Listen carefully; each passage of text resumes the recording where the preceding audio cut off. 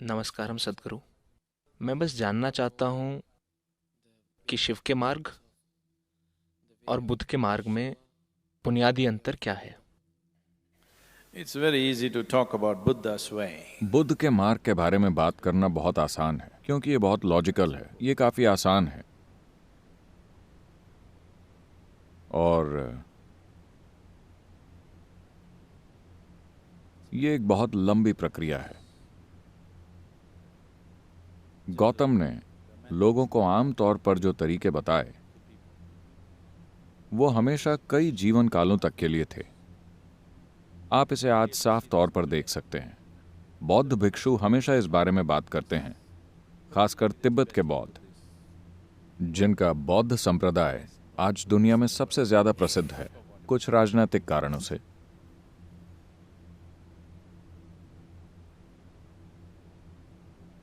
वो हमेशा कई जीवन कालों की साधना की बात करते हैं।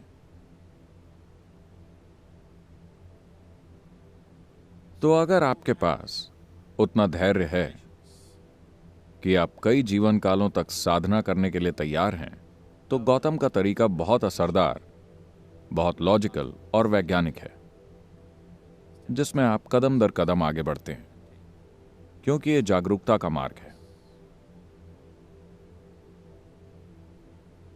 जागरूकता के मार्ग पर चलने का महत्व यह है कि इसमें मील के पत्थर होते हैं जो आपको बताते हैं कि आप 1 मील, 2 मील या 10 मील तक आ गए हैं। यह आपको बताता है कि आप कहां हैं। यही इसका सबसे अहम पहलू है। बहुत ज्यादा भरोसे या भक्ति के बिना भी आप विकास कर सकते हैं, क्योंकि आपके पास एक साधना है। बस इसे करते रहिए, करते रहिए, करते रहिए। यह साफ तौर पर दिखाता है कि आप प्रगति कर रहे हैं। लेकिन शिव के साथ ऐसी कोई गारंटी नहीं है, और वो कोई मील के पत्थर भी नहीं रखते। आप नहीं जानते कि आप आगे जा रहे हैं या पीछे, लेकिन आप कहीं तो जा रहे हैं, आप बस इतना जानते हैं। It's like falling into your bottomless pit. ये एक बिना तली के गड्ढे में गिरने जैसा है। सुनने में डरावना लगता है। मैं चाहता हूं कि आप समझें, गिरने के लिए बिना तली का गड्ढा सबसे सुरक्षित जगह है।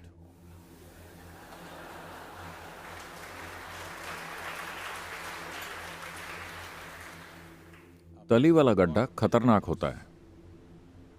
बिना तली वाला गड्ढा पूरी तरह से सुरक्षित है। आपका जीवन पूरा हो गया अगर आप बस इसमें कूद जाएं। बस हो गया, आप बस गिरते रहते हैं।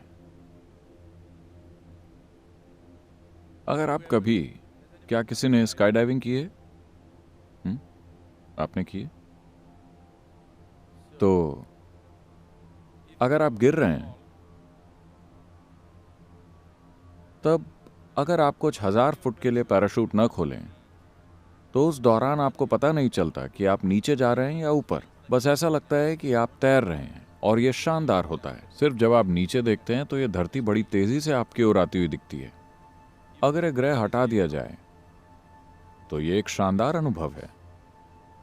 बस जब आप नीचे देखते हैं तो धरती तेजी से आपकी तरफ आ रही है।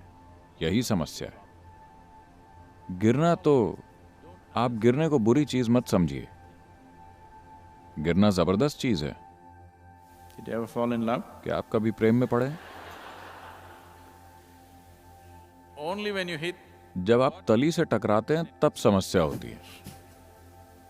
अगर आप बिना तली के गड्ढे में गिरते हैं तो कोई समस्या नहीं है। तो शिव एक बिना तली का गड्ढा है। उनके तरीके बहुत अलग हैं, लेकिन आप उन्हें उस तरह सीमित नहीं कर सकते।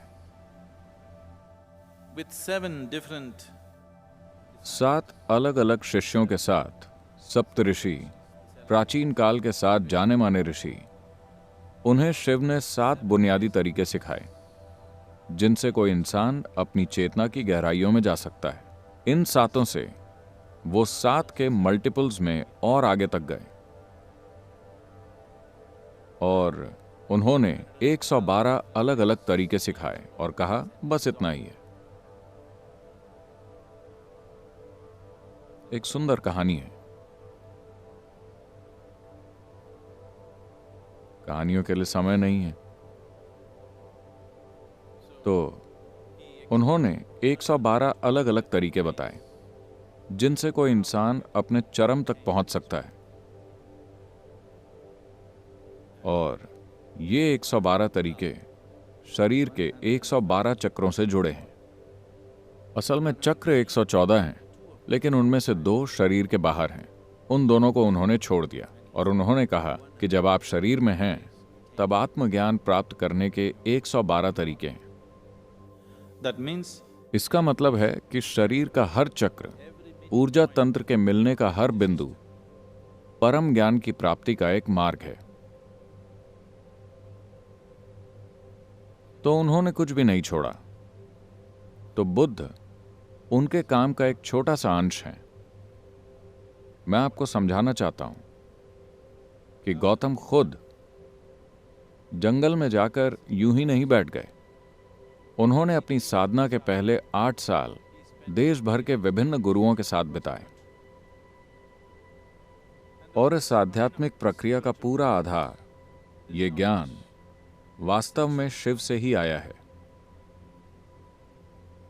wherever it is, ये दुनिया के जिस भी हिस्से में है, बुनियादी आध्यात्मिक प्रक्रिया इसी आधार से आती है और इसे कितने ही अलग अलग रूपों में दुनिया के विभिन्न हिस्सों में ले जाया गया है। they look so different. ये इतने ज्यादा अलग अलग इसीलिए दिखते हैं क्योंकि ये 112 तरीके एक दूसरे से पूरी तरह से अलग दिखते हैं। So what is the difference? तो शिव और बुद्ध में क्या अंतर है? ये सवाल उपयुक्त नहीं है। बुद्ध ने शिव के किस पहलू पर काम किया? उन्होंने जागरूकता के मार्ग पर काम किया, जो बस एक पहलू है। ये काफी एक आयामी है। लेकिन गौतम बुद्ध का महत्व यह है कि उनका तरीका बहुत वैज्ञानिक और क्लिनिकल है। वो एक लॉजिकल माइंड को अच्छे लगते हैं। लेकिन शिव तो बस वो इस तरह भी बैठते थे। कई बार वो एक तपस्वी की तरह बस अचल होकर बैठते थे, लेकिन कई बार वो किसी पियक्कड़ की तरह मतवाले होकर नाचते थे। वो हर तरह की अवस्थाओं में होते थे क्योंकि उन्होंने खुद को किसी खास आयाम से सीमित नहीं किया। उन्होंने जीवन के हर पहलू को एक्सप्लोर किया। So what you तो आप जिसे बुद्ध का मार्ग कहते हैं वो बस एक पहलू है इन 112 मार्गों में से।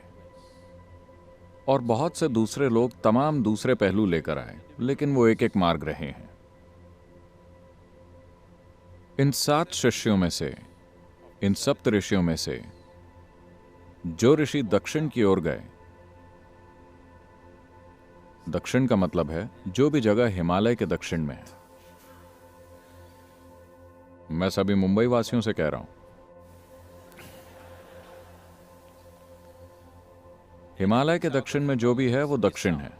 तो अगस्त्य मुनि दक्षिण की ओर गए और वो खासकर विंध्य पर्वतों से आगे की तरफ सक्रिय हो गए। the Vindhya mountains. आपने विंध्य पर्वत की वो कहानी तो सुनी होगी, जब वो अगस्त्य मुनि के सामने झुक गया था और वो कभी वापस नहीं आए। तो आपको वो कहानी पता है? नहीं? आपको भारत के बारे में कुछ चीजें जाननी चाहिए। तो उन्होंने अपना विस्तार खासकर दक्कन के पठार में इस तरह किया कि उन्होंने वहां की हर इंसानी बस्ती को छुआ। आप जहां भी देखें, आप अगस्त्य मुनि के किस्से सुनेंगे। और उन्होंने ये एक्शन फॉर रूरल रिजुविनेशन शुरू किया। And he started this action for rural rejuvenation. उन्होंने एक भी इंसानी बस्ती को नहीं छोड़ा। वो हर किसी के जीवन में आध्यात्मिक प्रक्रिया को लेकर आए। कहा जाता है कि वो 4000 साल से ज्यादा जिंदा रहे। हमें नहीं पता कि वो कितना जीवित रहे, लेकिन उनका जीवन काल एक सामान्य जीवन काल नहीं था। यह असाधारण रूप से लंबा था। जब आप उनके द्वारा चले गए मीलों को गिनते हैं, The mileage that he covered, अगर आपने उनके साथ एक स्पीडोमीटर लगाया होता और ये देखा होता कि उन्होंने कितना रास्ता तय किया, तो आपने देखा होता कि वो समय का असाधारण लंबा दौर था। हम नहीं जानते कि ये 400 साल था या 4000 साल। लोग इसे 4000 साल कहते हैं, पर निश्चय ही उन्होंने बहुत लंबा जीवन जिया। और उन्होंने हर इंसानी बस्ती को छुआ और ये पक्का किया कि आध्यात्मिक प्रक्रिया उनके जीवन में एक जीती जागती हकीकत बन जाए। आज भी हमें उनके किए काम का फायदा मिल रहा है। दक्षिण भारत आज भी उनके काम का लाभ उठा रहा है। बिना किसी कारण के यहाँ एक तरह की स्थिरता जो आपको दिखाई देती है, ये उनके काम का नतीजा है। Because he brought yoga. क्योंकि वो लोगों के जीवन में योग को किसी लेबल के बिना, किसी ढांचे के बिना, बस एक जीवन प्रक्रिया की तरह लेकर आए। आप सुबह उठकर जिस तरह से दांत साफ करते हैं, खाना पकाते हैं, खाते हैं, इस सब को उन्होंने एक आध्यात्मिक प्रक्रिया बना दिया और हम आज भी इसके फायदे उठा रहे हैं।